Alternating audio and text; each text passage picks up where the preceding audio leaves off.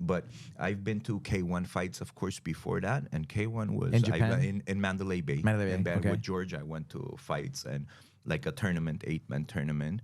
Atmosphere was good, but not to that level. The UFC is still bigger, and yeah, but the UFC events, of course, now you go, it's the best in the world. I think, you know. I haven't been to One Championships though. I don't know what they say. It's amazing and it's good. Have you been?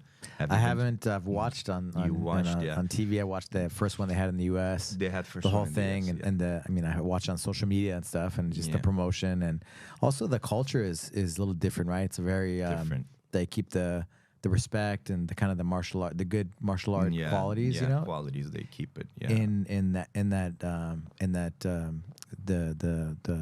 the promotion, right? Yeah, which in I Asia, like. I think it, like the ranking wise, I was watching Champions League, of course, higher soccer, and then the World Cup. I think third was like or fifth. It was One Championships, like the ratings in Europe, all over the world. Yeah. You know, Asia.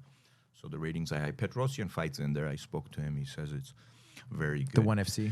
Yeah, One FC and Petrosian Georgia does the Muay Thai fights. So they have the striking also with the MMA gloves. They have it, and they have it regular. That's fun, you know, MMA gloves, striking. So it's pretty big. And then the promoter, it was with Sit Yotong camp where me and George trained, and Walter from Sit Yotong and those guys.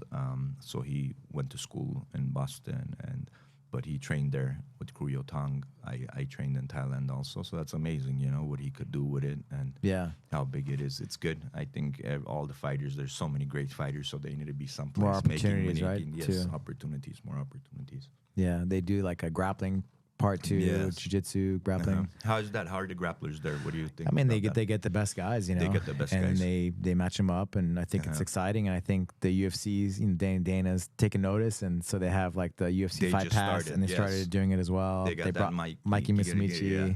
How is he? How do you? He's amazing, you know. Man, he's just, you know, he's another level, you know. Another level. That's awesome.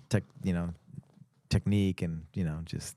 Beautiful. The martial art, you know. Beautiful. And he's definitely elevated it, you know. Elevated it. They have good competitors UFC signed to compete with him? Or it was just I'm not sure. I'm not sure. Yeah, I saw his name, and I saw he competed against, you know, other guys. But I think One FC kind of does something similar, right, with getting big names, and then they match them up with different people. Yeah, but it's not like so many fights and then the champion like the UFC did. It's like one match at a time. Okay.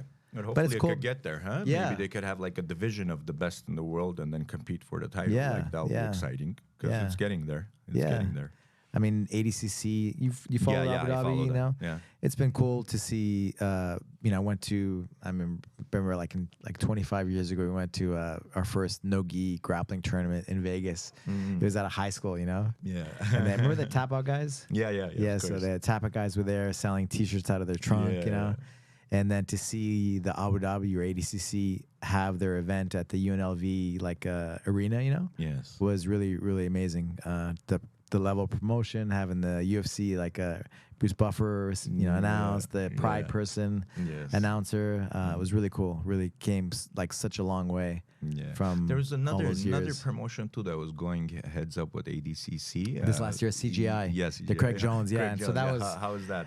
I mean, man, they had that, you know, that karate combat kind of arena, and that was the pit, and that like elevated everything. At first, I was like, got paid good too. The fighters, the competitors, got they paid made well. That's awesome. And it elevated the, you know, at first I was like, because I was friends with Mo, you know, we got stem cells together, and so we spent the week together. So I was like, oh man, why are they trying to ruin the hardware ADCC? Because it was like on the same day, pretty much.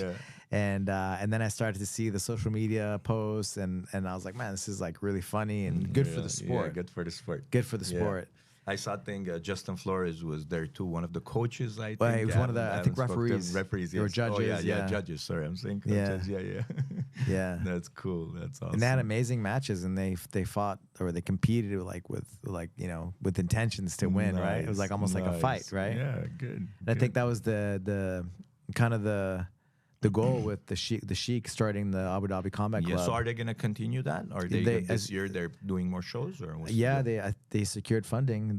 Craig Jones, they secured the funding for the second edition. Nice. That's good. Hopefully.